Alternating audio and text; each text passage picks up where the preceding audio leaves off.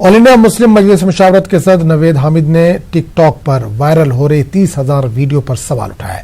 इन video में corona virus के लिए मुस्लिम समाज को जिम्मेदार ठहराया जा रहा है। इन्होंने कहा कि इंफॉर्मेशन मिनिस्ट्री को इस सिलसिले में कार्रवाई करनी चाहिए और वजीर आजम को भी इस सिलसिले में बयान जारी करना चाहिए। अफसोस का मकाम है कि एक तरफ जब पूरे मुल्क के अंदर मेडिकल इमरजेंसी की सूरत हाल है, ऐसे वक्त में यकजहती के साथ, इत्तेहाद के साथ इस भयावह बीमारी कोरोना बीमारी का हम सब मुकाबला करें।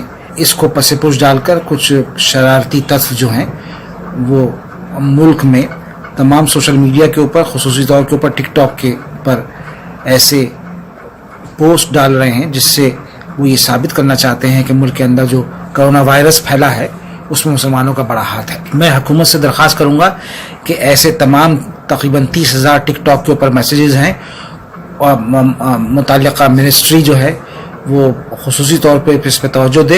मैं वज़ीर आज़म से ये भी दरख्वास्त करना चाहता हूँ कि पूरे मुल्क में वो तमाम वज़ीर आला को ये हिदायत जारी फरमाए कि अगर कोई भी शख्स कोरोना वायरस को फ़िरक़ावाराना रंग देने की कोशिश करता है या कोरोना के ताल्लुक़ से कोई गलत अफ़वाह फैलाता है तो उसके ख़िलाफ़ सख्त से सख्त कार्रवाई होनी चाहिए।